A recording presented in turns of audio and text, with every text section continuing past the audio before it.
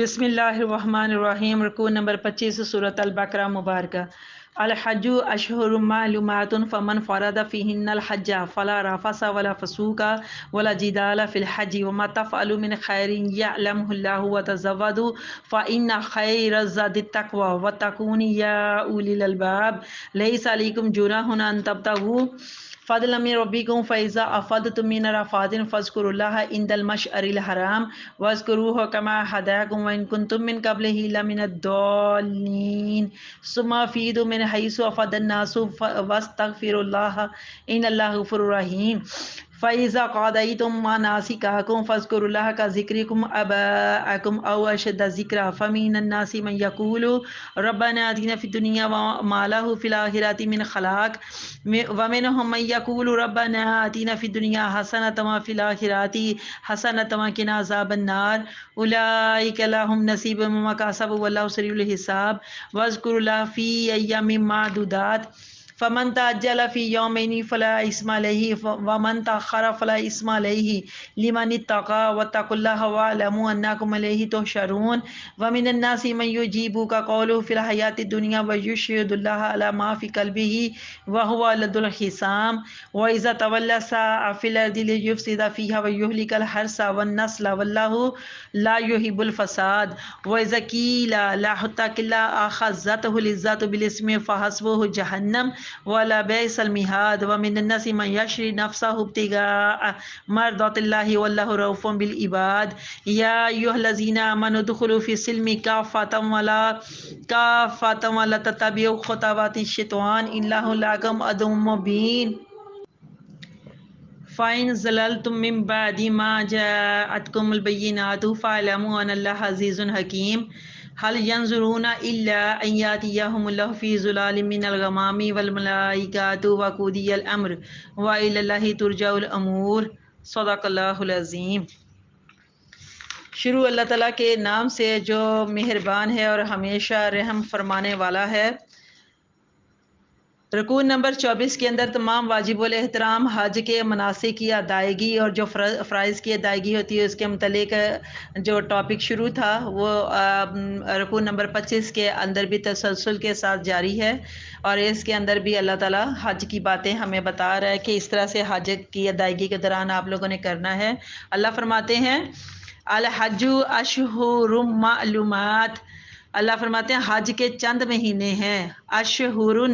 یہ مہینے کے حوالے سے بولا جاتا ہے۔ اللہ فرماتے ہیں حج کے چند مہینے ہیں جو معلوم ہیں۔ فمن فرد فیہن،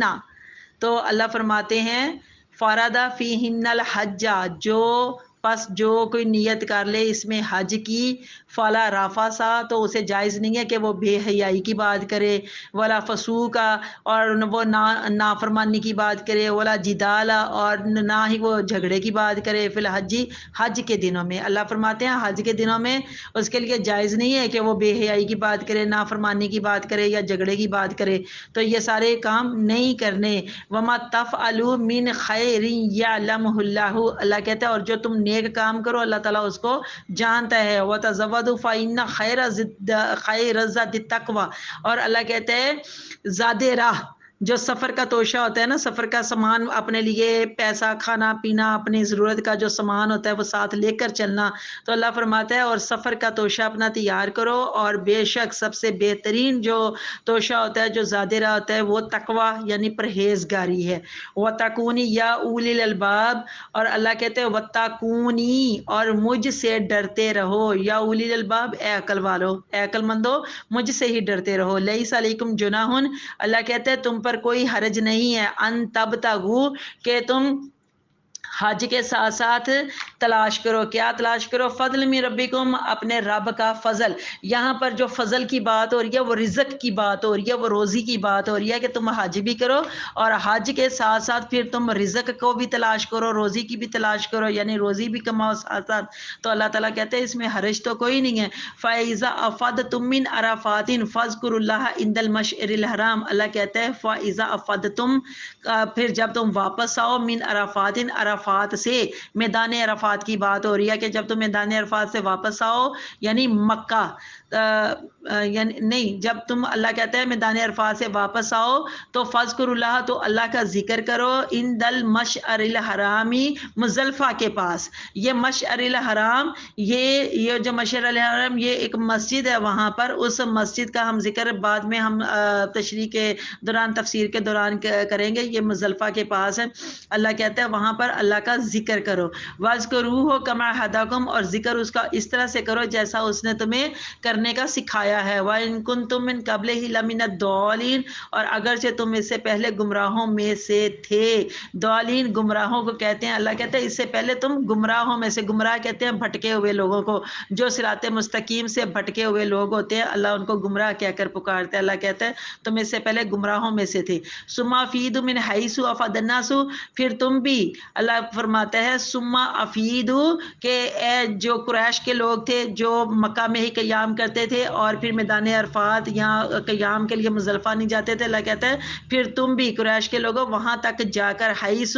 افاض الناس، جہاں تک دوسرے لوگ بھی جاتے ہیں نا، وہاں سے جا کر واپس آؤ. واستغفر اللہ، اور اللہ تعالیٰ سے معافی مانگو. ان اللہ غفور الرحیم، بے شک اللہ تعالیٰ بخشنے والا ہے اور رحم فرمانے والا ہے. فَإِذَا قَضَيْتُم مَّنَاسِكَكُمْ، اللہ کہتے ہیں پھر جب تم یہ حج کے جو ارکان ہیں، اس کے جو مناسک ہیں وہ پورے کر چکو، تو فَاذْكُرُوا اللَّهَ، تو اللہ کو یاد کرو، کا ذکرکم، جس طرح تم ذکر کرتے ہو آباءکم، اپنے باپ دادا کا، اپنے آباء و اجداد کا، اپنے بزرگوں کا، جس طرح تم ذکر کرتے ہو ایسے ہی اللہ کا ذکر کرو. او اشد ذکرن، بلکہ اللہ کہتا ہے اس سے بھی زیادہ. او یہاں پر بلکہ کے معنوں میں آیا ہے. اللہ کہتا ہے بلکہ اس سے بھی زیادہ ذکر، جتنا تم اپنے باپ دادا کا ذکر کرتے ہو نا، ان کو یاد کر کر کے ان کی باتیں کر، اللہ کہتا ہے اس سے بھی زیادہ تم اللہ کا ذکر کرو. فَمِنَ النَّاسِ مَن يَقُولُ، اور کچھ لوگ اللہ کہتا ہے ایسے ہیں، مَن يَقُولُ، جو کہتے ہیں ربنا آتینا فی دنیا، کہ اے ہمارے پروردگار ہمیں دنیا میں وہ دے دے، جو سب کچھ ہے نا وہ دنیا میں دے دے. وَمَا لَهُ فِي الْآخِرَةِ مِنْ خَلَاقٍ، تو ایسے لوگوں کا اللہ کہتے ہیں آخرت میں کوئی حصہ نہیں ہے.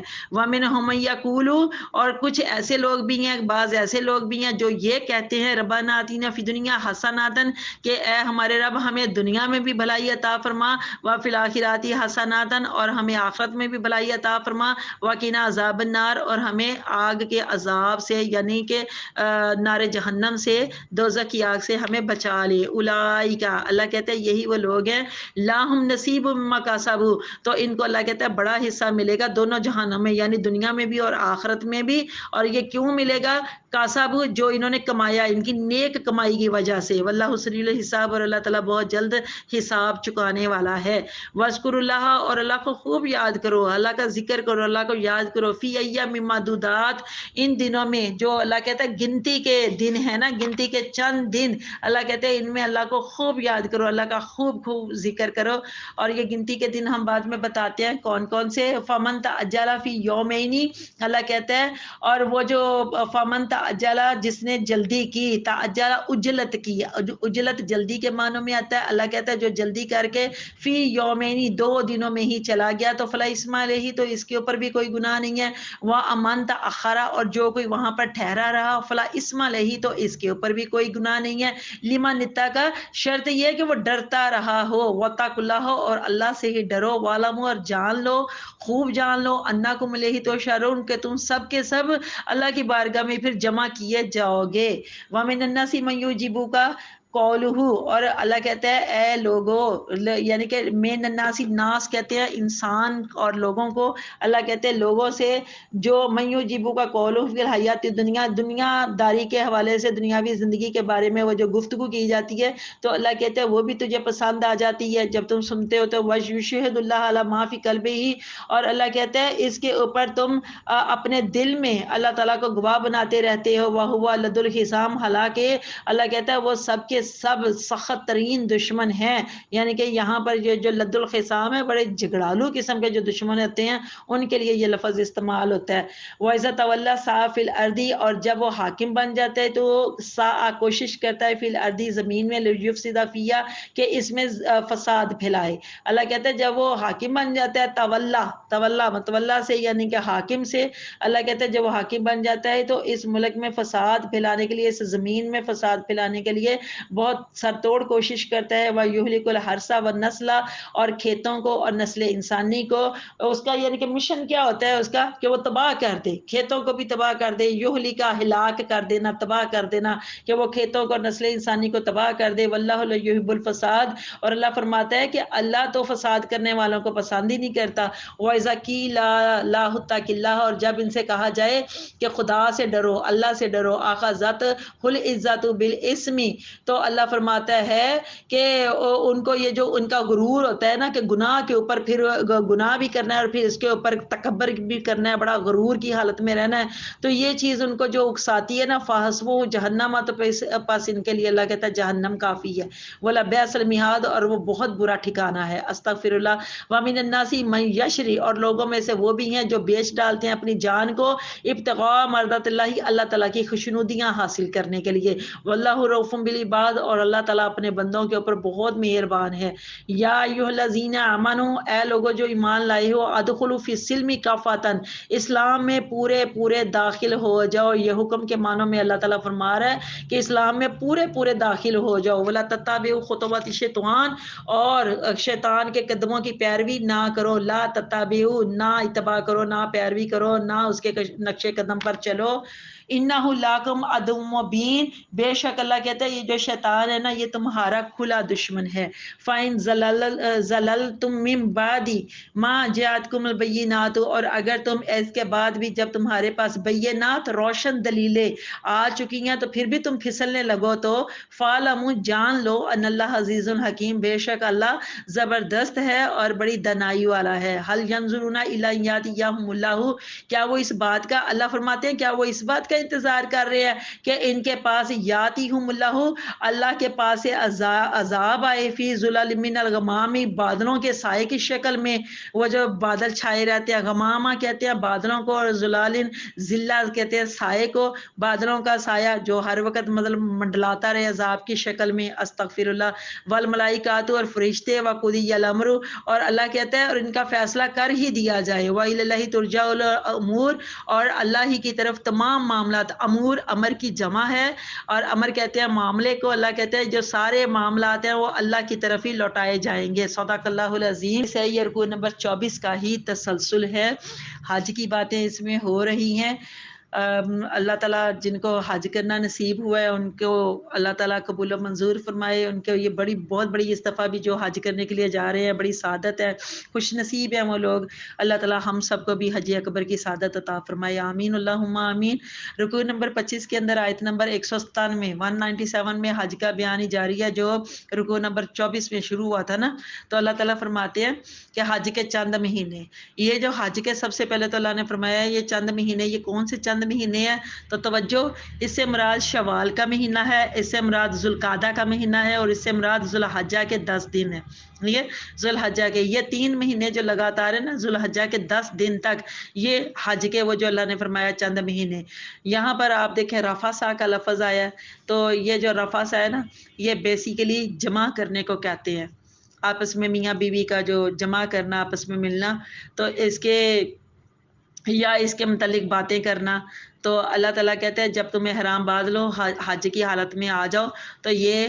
نہیں کام کرنا، جمع نہیں کرنا، اللہ پھر فسوق کا کہہ رہا ہے، تو یہ جو فسوق کا فسق سے نکلا ہوا، اللہ کہتا ہے جتنے بھی چھوٹے یا چاہے بڑے، چاہے ظاہر ہو یا پوشیدہ، یہ جو گناہ ہوتے ہیں نا، تو بظاہر ہے وہ ظاہری ہوں یا پوشیدہ ہوں، تو یہ سارے اس قسم کے گناہ اللہ کہتا ہے چھوٹے بڑے یہ فسوقہ کے معنوں میں آتے ہیں، تو اللہ تعالیٰ کہتا ہے یہ بھی نہیں کرنے، اور اللہ نے فرمایا کہ سفر میں جو زیادہ راہ ہوتا ہے نا، اپنا توشہ جو سامان ضرورت کا وہ لے کر چلا کرو، یہ اس لیے فرمایا کہ جو عرب کے اکثر لوگ تھے، خاص طور پر یمن کے لوگوں کا یہ دستور تھا کہ جب وہ حج کی نیت سے گھروں سے نکلتے تو خرچہ وغیرہ ساتھ نہ لاتے تھے، اور راستے میں لوگوں سے بھیک مانگا کرتے، مسلمانوں کو اس غیر انسانی طریقہ کار سے اللہ تعالیٰ نے روک دیا اور حکم دیا کہ زیادہ راہ گھر سے لے کر چلا کرو، اگر تم اللہ کہتا ہے کسی کی خدمت نہیں کر سکتے ہو نا تو کم از کم دوسروں پر بوجھ تو نہ بنو، اور ساتھ ہی فرما دیا کہ بہترین زیادہ راہ، جو بہترین توشہ ہے نا وہ تو تقوی ہے، وہ تو تقوی ہے جو آخرت میں بھی کام آتا ہے، دنیا میں نہیں کام آتا، وہ آخرت میں بھی کام آتا ہے۔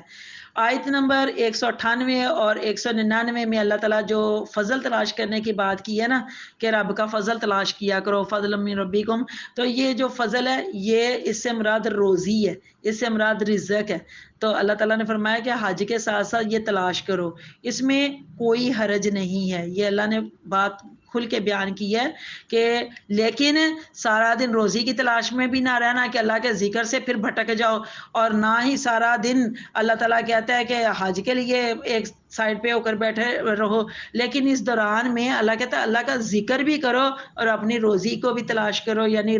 رب کی طرف سے جو فضل ہے نا وہ بھی تلاش کرو۔ تو حکم ہوتا ہے کہ جب تم آگے چل کے اللہ فرماتے ہیں کہ میدان عرفات میں جب حاضری کا فرض ادا کر کے وہاں سے چلو تو مزدلفہ میں اللہ کا ذکر کرو۔ یہاں اب یہ دیکھیے مشعر الحرام کی بات آئی ہے نا، تو یہ توجہ طلب ہے تمام واجب الاحترام۔ یہ مشعر الحرام اس مسجد کو کہتے ہیں جو مزدلفہ کے ایک پہاڑ قزح کے اوپر واقع ہے، جہاں امام قیام کرتے ہیں، یا امام قیام کرتا ہے، امام جو حج کا خطبہ دیتے ہیں وہ قیام کرتے ہیں نا۔ تو حج کے دنوں میں قبیلہ قریش کے جو لوگ ہوتے تھے وہ اپنے لیے بڑی حد تک سمجھتے تھے، بڑی یہ انسلٹ کی بات سمجھتے تھے، کیونکہ وہ سب سے اپنے آپ کو معتبر سمجھا کرتے تھے کہ لو جی دوسرے لوگوں کی طرح وہ بھی میدان عرفات میں ٹھہرے، اس لیے وہ مزدلفہ میں ٹھہرتے، اور اس کی وجہ یہ بتایا کرتے کہ ہم اللہ والے ہیں اور اس کے حرم کے باشندے ہیں، اس کے حرم کے ہم رہنے والے ہیں اور اللہ کے زیادہ نزدیک ہیں۔ تو اللہ تعالیٰ کو ان کی یہ جو غرور تھی، یہ جو بات تھی نا، گمانڈ ان کا پسند نہیں آیا، اس لیے اللہ تعالیٰ نے حکم دیا کہ جہاں سے باقی تمام لوٹتے ہیں نا واپس مکہ کی طرف، تو وہیں سے تم بھی لوٹو۔ تو حج میں یہاں ہمیں اسلامی نظام حیات کے تحت جو بات سمجھنے کو مل رہی ہے کہ مساوات انسانی کا جو برابری کا درس یہاں دیکھنے کو ملتا ہے نا، یقین مانیے وہ پوری دنیا میں آپ کو کہیں نہیں ملے گا۔ آیت نمبر 200 اور پھر 201 اور 202 میں اللہ تعالیٰ عرب کی ایک اور جاہلانہ رسم ہے اس سے منع فرما رہے ہیں کہ جب وہ لوگ اس وقت کے جو لوگ تھے، جب وہ لوگ حج سے فارغ ہو جاتے تو پھر بیت اللہ کے پاس ہی اپنی مجلسیں منعقد کرتے اور اپنے باپ دادا کی تعریفوں کے بڑے بڑے پل باندھا کرتے اور بڑی ان کی ذوق و شوق سے کے ساتھ تعریفیں کیا کرتے۔ تو حکم ہوتا ہے کہ جیسے تم بڑے شوق سے اپنے باپ دادا کا ذکر کرتے ہو نا، اپنے بزرگوں کا، ایسے ہی اللہ کا بھی ذکر کیا کرو، بلکہ اس سے بھی زیادہ تم اللہ تعالیٰ کا ذکر کیا کرو، اللہ کو یاد کیا کرو۔ پھر وہ جو مشرک لوگ جو سب سے زیادہ وہاں پر شرک کرنے والے مقام میں جو اس وقت عام تھا یہ شرک، اللہ کہتا ہے چونکہ یہ آخرت کی زندگی کے اوپر تو ان کا ایمان ہی نہیں تھا مشرک لوگوں کا، تو وہ دنیا کے فائدے کی بس بات کیا کرتے تھے۔ لیکن اللہ یہاں پر کہتا ہے کہ وہ جو مشرک لوگ تھے وہ صرف کہتے تھے کہ دنیاوی زندگی میں سے ہی ہمیں جو ملنا ہے نا فائدہ ہمیں یہیں پر ہی مل جائے، لیکن اللہ مومن کی یہاں پر تعریف کرتا ہے اور مومن کا ذکر کرتے ہوئے کہتا ہے کہ اس کی دعا کا بھی اللہ تعالیٰ ذکر فرماتا ہے کہ مومن میرا بندہ وہ ہے جو دنیا اور آخرت دونوں جہانوں کی بھلائی مانگتا ہے اور کہتا ہے ربنا آتینا فی دنیا حسنۃ وفی الآخرۃ حسنۃ وقنا عذاب النار۔ آیت نمبر 203 یہ جو ہے نا، اس میں اللہ نے جو گنتی کے چند دن کی بات کی ہے کہ خوب اللہ کا ذکر کرو، یعنی مزدلفہ میں 10ویں رات گزرنے کے بعد صبح سویرے، یعنی کہ صبح سویرے فجر کی نماز کے بعد وہاں سے مینا میں آ کر قیام کیا کرو۔ اللہ تعالیٰ حاجیوں سے کہہ رہا ہے قیام کیا کرو، پھر چند مخصوص مقامات کے اوپر بھی وہاں پر پتھر مارنے ہوتے ہیں وہ بھی مارا کرو، اور پھر ذوالحجہ کی 10 11 12 13 یہ جو تاریخیں ہیں نا ذوالحجہ کی، تو اللہ کہتا ہے کہ وہیں پر تم نے قیام کرنا ہے، اور پھر 12ویں کے دن اللہ کہتا ہے پتھر مارنے کے بعد اگر حاجی چاہے تو مکہ واپس آ جائے تو یہ بھی ٹھیک ہے، اور اگر 13ویں کی رات بھی وہاں پر انہوں نے قیام کرنا ہے اور دن کو وہ کنکریاں مارنے کے بعد لوٹنا چاہیں تو یہ بھی جائز ہے۔ دونوں طریقوں سے ہی اللہ تعالیٰ فرماتے ہیں ان کا طریقہ درست ہوگا، جائز ہوگا۔ آیت نمبر 204 205 206 اور 207 یہ جو چاروں آیات مبارکہ کا مفہوم ہے نا وہ تسلسل کے ساتھ ہے۔ یہاں پر منافقوں کا ذکر آیا ہے، منافقوں کا بیان ہے کہ جب وہ سامنے آتے ہیں تو اچھی اچھی اور میٹھی میٹھی باتیں کرتے ہیں اور اللہ کی قسمیں کھا کھا کے باتیں کرتے ہیں۔ حقیقت میں اللہ تعالیٰ فرماتے ہیں کہ اسلام کے یہ سب سے بڑے جھگڑالو ہیں، جھگڑالو قسم کے یہ لوگ ہیں، اور اسلام کے یہ سب سے بڑے دشمن لوگ ہیں۔ تو علماء کرام فرماتے ہیں کہ یہ آیت ایک منافق تھا، اس کا نام اخنس بن شریک ثقفی، اس کے حق میں یہ نازل ہوئی تھی۔ اور اللہ تعالیٰ نے کتنے سخت الفاظ میں بات کی ہے، علد الخصام۔ علد الخصام کا مطلب ہے بہت سخت عداوت رکھنے والے، جھگڑالو قسم کے جو لوگ ہوتے ہیں۔ تو یہاں پر منافقوں کو کہا گیا، جو اس وقت مکے میں موجود جو منافق لوگ تھے، اللہ تعالیٰ نے فرمایا اپنے آپ کو یہ بہت بڑی بڑی میری قسمیں کھا کھا کے تو اپنے آپ کو پتہ نہیں کیا بنا کے تو پیش کرتے ہیں لوگوں کے سامنے، لیکن یہ علد الخصام، سب سے بڑے جھگڑالو اور سب سے بڑے دعوت رکھنے والے یہ دشمن لوگ یہی ہیں۔ اللہ تعالیٰ فرماتے ہیں کہ تمام منافقین کا حال ایک جیسا ہی ہے، جب ان سے کہا جاتا ہے کہ اللہ سے ڈرو تو وہ اس بات کو اپنی انا کا مسئلہ بنا لیتے ہیں اور اپنی ساری طاقتیں اپنے جھوٹے وقار کو برقرار رکھنے کے لیے وقف کر دیتے ہیں۔ آیت نمبر 207 سے بندوں کا ذکر شروع ہے۔ یہ کون سے بندے، یہ کن کا ذکر شروع ہے؟ یہ اللہ تعالیٰ کے نیک بندوں کا، اللہ تعالیٰ کے پیارے بندوں کا ذکر شروع ہے۔ تو جو اللہ تعالیٰ کی رضا میں، اپنے رب کی رضا میں سب کچھ قربان کرنے کو تیار ہو جاتے ہیں۔ جب حضرت صہیب رضی اللہ تعالیٰ عنہ، یہ ایک صحابی رسول صلی اللہ علیہ وآلہ وسلم، یہ خاص طور پر ان کا ذکر اس آیت کے ساتھ جڑا ہوا ہے۔ تو جب وہ ہجرت کے ارادے سے مکہ سے نکلے تو کافروں نے ان کو گھیر لیا، تو آپ رضی اللہ تعالیٰ عنہ نے انہیں فرمایا کہ میرا سارا سامان لے لو اور مجھے مدینہ جانے دو، مجھے مدینہ جانے سے نہ روکو۔ تو کافروں نے کیا کیا، انہوں نے سامان لے لیا اور اسی بات کے اوپر ہی رضامند ہو گئے۔ اور یہ جو مرد حق حضرت صہیب رضی اللہ تعالیٰ عنہ، یہ جب حضور صلی اللہ علیہ وسلم کی بارگاہ اقدس میں حاضر ہوئے تو حضرت جبرائیل امین یہ آیت، یہ جو 207 ہے، آیت نمبر 207 یہ لے کر پہنچے اس وقت۔ تو کتنے خوش نصیب ہیں حضرت صہیب رضی اللہ تعالیٰ عنہ کے، ان کے ذات کے ساتھ جڑی ہوئی یہ آیت اس وقت نازل ہوئی، اور اس رستے کے اوپر جو چلنے والے سب لوگوں کے لیے ہی سمجھے کہ اس میں ان کا ذکر آ جاتا ہے، جو اللہ تعالیٰ کے رستے میں اللہ کی رضا اور خوشنودی کے لیے اپنا جان مال تن من دھن سب کچھ قربان کرنے کے لیے تیار ہو جاتے ہیں۔ آیت نمبر 208، 209 اور 210 کے تحت ہم دیکھتے ہیں کہ دین اسلام مکمل جس طرح سے اس کی تصویر بنا کے پیش کی گئی ہے،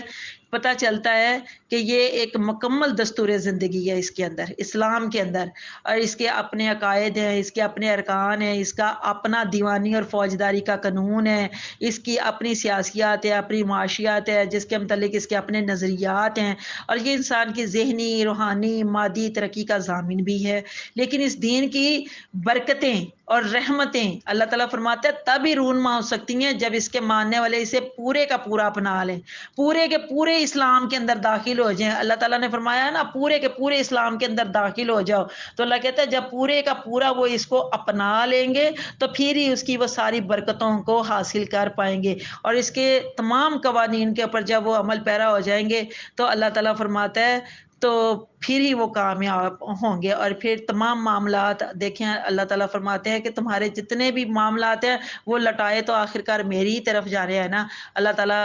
آخر میں اس رکوع کے آخر میں اللہ تعالیٰ اس بات کو اس طرح سے فرما رہے ہیں کہ تمام جتنے بھی تمہارے معاملات ہیں وہ اللہ ہی کی طرف لوٹائے جائیں گے۔ سبحان اللہ، اللہ اکبر کبیرہ۔ اللہ تعالیٰ ہمیں سمجھ بوجھ عطا فرمائے، اور اللہ تعالیٰ ہمیں اپنے رستے پر چلنے کی توفیق عطا فرمائے، اور اللہ تعالیٰ ہر طرح کے شر سے ہمیں محفوظ رکھے، اور شیطان کی پیروی کرنے سے اور اس کے ہر طرح کے شر سے بھی ہمیں محفوظ رکھے۔